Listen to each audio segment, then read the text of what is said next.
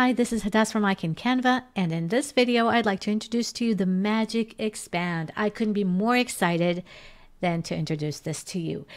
You can extend an image in any direction, whether it's horizontal or vertical. Magic Expand lets you fix anything in your framing.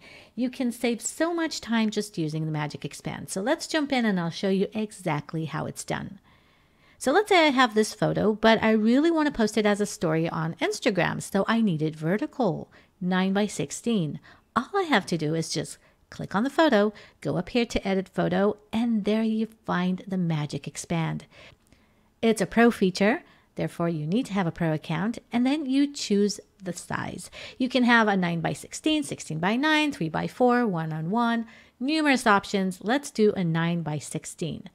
Click on that. Magic Expand, I'll get 4 results and I'll choose the best one. And wow, look at that.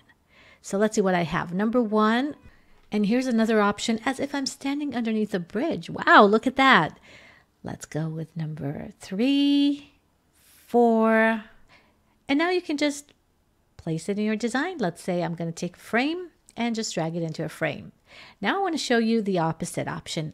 Let's take a vertical photo like this one and make it horizontal.